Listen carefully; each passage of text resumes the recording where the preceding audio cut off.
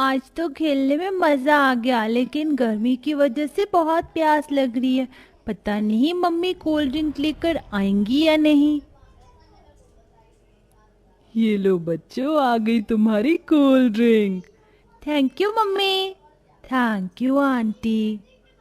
श्रुति साक्षी ठंडी ठंडी cold drink पीने लगती हैं, जिसे देख उनके साथ खेल रही अमायरा रमिया की ट्रे से कोल्ड ड्रिंक का गिलास लेने लगती है। तभी रमिया उसे धक्का दे देती है। ये कोल्ड ड्रिंक श्रुति और साक्षी के लिए है, तेरे लिए नहीं। लेकिन आंटी मुझे भी प्यास लग रही है और मुझे भी कोल्ड ड्रिंक पीनी है। ज्यादा कोल्ड ड्रिंक पीने का शौक है ना, तो जाकर अपने शराबी पापा से बोल, समझी? ये महंगी और ठंडी कोल्ड ड्रिंक हमारे जैसे अमीरों के बच्चों के लिए है, ना कि तेरे जैसे गरीबों के लिए। रमिया अपनी अमीरी का रौब जमाते हुए बेचारी अमायरा को डांट कर भगा देती है, जिसके बाद अमायरा रोते हुए अपनी माँ रूपाली के पास जाती है और उससे सारी बात बताती है। माँ, मुझे भी ठंडी ठंडी कोल्ड ड्रिंक पीनी है। बेटा, हमारे पास इतनी महंगी कोल्ड ड्रिंक लाने के पैसे नहीं हैं। आपके पास तो कभी पैसे नहीं रहते। जो मुझे एक गिलास ठंडा पानी दे सकती हो, वो मुझे कोल्ड ड्रिंक क्या ही पिलाएगी। अमायरा रोते हुए वापस बाहर चली जाती है। अपनी बेटी को ऐसा रोता हुआ देख रूपाली को बहुत दुख होता है और ऐसे ही शाम हो जाती है।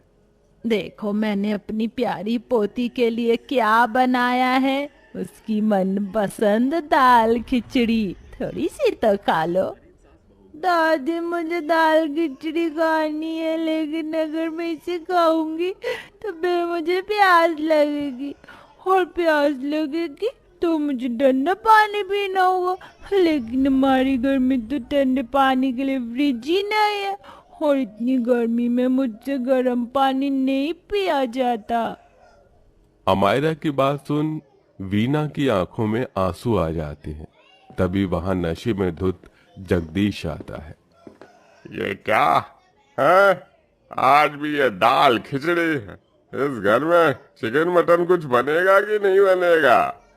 यहाँ मैं अपनी पोती को एक गिलास ठंडा पानी तक नहीं पिला पा रही हूँ, और तुझे चिकन मटन खाना है। कितनी बार कहा है कि कुछ काम धंधा कर ले, थोड़े पैसे इकट्ठा करके एक फ्रिज लिया ताकि हम लोग ठंडा पानी तो पी लें, लेकिन तुझसे कुछ नहीं होगा। मेरा बस एक ही काम है, नशा करना, और मैं अपने इस काम को बहुत अच्छे से करता हूँ, समझे आप? ये कहते हुए जग नशे की हालत में बेहोश हो जाता है, जिसे देख वीना और रूपाली बहुत रोते हैं। बढ़ती गर्मी की वजह से घर में सबकी तबीयत खराब रहती थी, लेकिन इन सब में सबसे ज्यादा तबीयत रूपाली की खराब रहती थी। इतनी गर्मी में बिना ठंडी हवा, बिना ठंडे पानी और गर्भवती अवस्था में रूपाली का रहना काफी ज्यादा मुश्किल था। माँ जी, बहुत बेचैनी हो रही है। बहू, मैं तुझे बाहर लेकर चलती हूँ। वीना रूपाली को उठाती है और उसे बाहर आंगन में ले जाती है। वीना के आंगन में ढेर सारी हरी हरी घास होती है, जिस पर वो पानी डालकर रूपाली को बिठा देती है। बहू, अब कैसा लग रहा है? थोड़ी घबराहट कम हो रही है। मेरा कई दिनों से ठंडा पानी पीने का बहुत मन कर रहा है। रोज रोज गर्म पानी पीकर अब तो गले में भी छाले निकल आए हैं। लेकिन क्या करें, किस्मत में भगवान ने हमारी ठंडा पानी लिखा ही नहीं है। रात होते ही रूपाली घास को गीला कर उस पर चटाई बिछाकर सो जाया करती थी, और ऐसे ही दिन और गुजर जाते हैं। क्या हुआ माँ जी? सुबह से देख रही हूँ आपकी खांसी है कि कमी नहीं हो रही। तबीयत तो ठीक है ना? पता नहीं, सुबह से सर घूम रहा है, लगता है लू लग गई है। वीना इतना बोल ही रही होती है कि तभी अचानक उसे चक्कर आ जाते हैं और वो बेहोश हो जाती है। माँ जी, माँ जी, उठिए ना। माँ जी, हे भगवान, ये माँ जी को क्या हो गया? रूपाली पानी लेने के लिए मटका खोलती है, लेकिन उसके अंदर एक बूंद भी पानी नहीं होता। पानी तो खत्म हो गया, अब क्या करूं? रूपाली को कुछ समझ नहीं आ रहा होता है कि वो क्या करे। तभी रूपाली को अंजलि की याद आती है। अंजलि पूरे गांव भर में पैसे लेकर सबको ठंडा पानी दिया करती थी, जिसे याद कर रूपाली मटका लेकर सीधा अंजलि के घर जाती है, जहां वो देखती है कि वो छोटी सी ठंडे पानी की बोतल के गांव के लोगों से 50 रुपए ले रही है। मुझे एक मटका पानी दे दो, मेरी होश हो गई है। एक मटके पानी के तो पूरे 200 रुपए लगेंगे।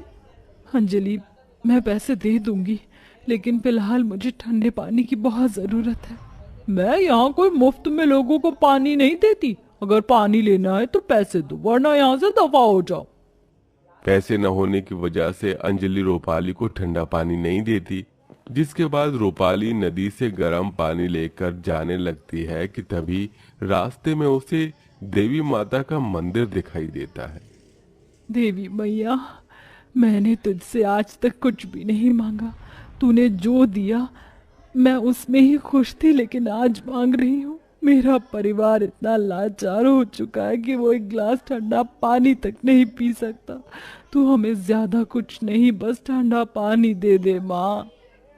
इतना कहकर रूपाली रोते हुए गर्म पानी लेकर ही घर जाती है और ऐसे ही कुछ दिन गुजर जाते हैं। अमायरा रोज की तरह बाहर खेल रही होती है। तभी वो देखती है कि शहर से कुछ लोग ठंडे पानी का टैंकर लेकर आए हैं, जो लोगों को ठंडा पानी दे रहे हैं। ये देख अमायरा रूपाली और वीना को इसके बारे में बताती है और वो लोग एक बोतल ठंडा पानी ले आते हैं।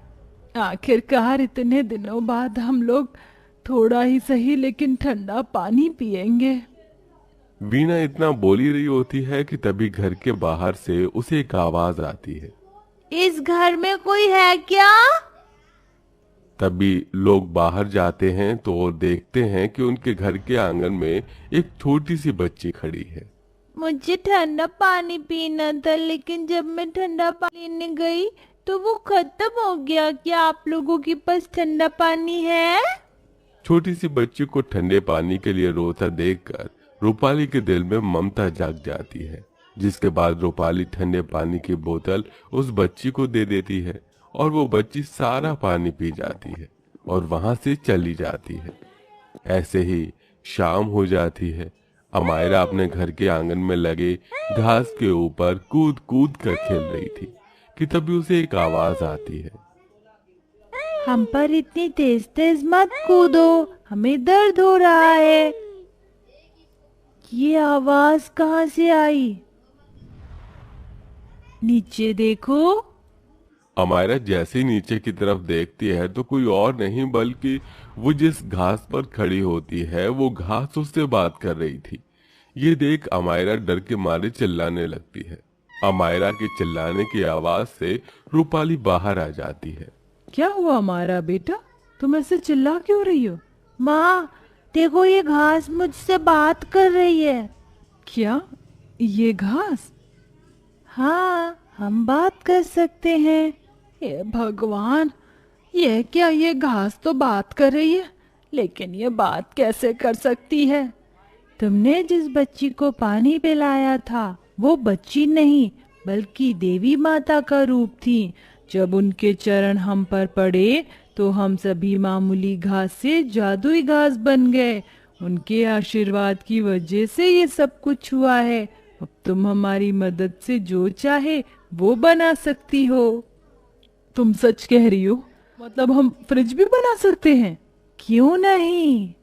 जादुई घास की बात सुन रूपाली और वीना बहुत खुश होते हैं, जिसके बाद अब वो लोग एक लकड़ी की मदद से फ्रिज का ढांचा तैयार करते हैं और उस पर उन जादुई घास को लगा देते हैं, जिसके लगते ही वो मामूली सा फ्रिज एक जादुई घास के फ्रिज में बदल जाता है। हेलो, मैं एक जादुई घास का फ्रिज हूँ। तुम लोग जो चाहो मैं तुम्हें दे सकता हूँ। तो तुम मुझे ठंडी ठंडी कोल्ड ड्रिंक देना और साथ में पेस्ट्री भी। ये लो। उस जादुई घास के फ्रिज के इतना बोलते ही उसके अंदर से सुनहरी रोशनी निकलती है और ढेर सारी पेस्ट्री और कोल्ड ड्रिंक आ जाती है। अरे वाह, इतनी सारी कोल्ड ड्रिंक और पेस्ट्री। अच्छा जादुई घास के फ्रिज, मुझे ना बर्गर और पिज्जा भी देना। मैंने सुना है खाने में वो बहुत टेस्टी होते हैं। मायरा के इतना कहते ही घास के फ्रिज के अंदर से एक सुनहरी रोशनी निकलती है और देखते ही देखते उसके सामने ढेर सारे बर्गर और पिज्जा आ जाते हैं। जादुई घास के फ्रिज, हमें ये सब नहीं, हमें तो बस तुम ठंडा पानी दे दो। रूपाली के इतना बोलते ही वो जादुई घास का फ्रिज उन्हें ढेर सारी पानी की बोतल देता है। ठंडा पानी पीकर दोनों सास बहू को काफी सुकून मिलता है, जिसके बाद वो भी अपनी मनपसंद की चीजें जादुई घास के फ्रिज से मांग कर खाती हैं। बस जादुई घास के फ्रिज, आज तो मेरा इतनी सारी आइसक्रीम खाकर पेट भर गया। कल मैं फिर तुमसे कुछ और मांगूंगी। अंजलि एक छोटे से ठंडे पानी की बोतल के भी गांव वालों से इतने पैसे लेती है और बेचारे गांव वाले ठंडे पानी की आस में उसे पैसे दे भी देते हैं। इसलिए मैं सोच रही थी कि हम इस जादुई घास के फ्रिज की मदद से सभी गरीब लोगों को मुफ्त में ठंडा पानी दे। रूपाली बहू, ये तो तेरा बड़ा नेक ख्याल है। हम लोग बिल्कुल ऐसा ही करेंगे। अब दोनों सास बहू जादुई घास के फ्रिज की मदद से सारी ठंडी पानी की बोतल लेती हैं और गांव के सभी गरीब लोगों को मुफ्त में ठंडा पानी देती हैं।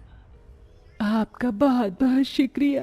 आज आपकी बदौलत हम मुफ्त में ठंडा पानी पी रहे हैं, वरना वो अंजलि तो एक एक घूंट ठंडे पानी के भी इतने पैसे ले लिया करती थी।